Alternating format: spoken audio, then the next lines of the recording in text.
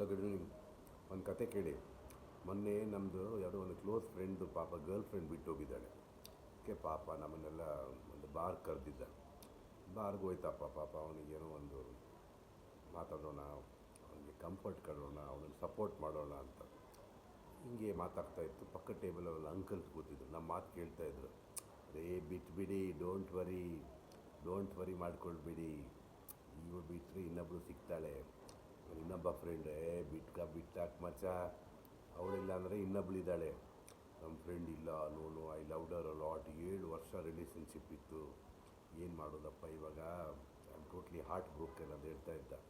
ಇನ್ನೊಬ್ಬ ಫ್ರೆಂಡ್ ಬಿಡಪ್ಪ, ಪೀಡೆ ಹೋಯ್ತು, ದುಡ್ಡು ಎಷ್ಟು ಖರ್ಚು ಮಾಡ್ತಿದ್ದೆ ಅವಳ ಮೇಲೆ, ಅವಾಗ ಒಂದು 10,000 ರೂಪಾಯಿ ಉಳಿಯುತ್ತಾ ತಿಂಗಳಿಗೆ, ಅದ್ರಲ್ಲಿ ನಾವೆಲ್ಲ ಮಜಾ ಮಾಡ್ಬೋದು ಅಂತಾನೆ.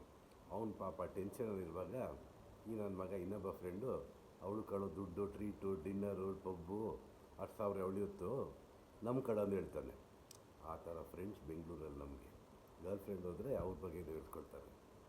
Think about it, take care, have a great day, bye.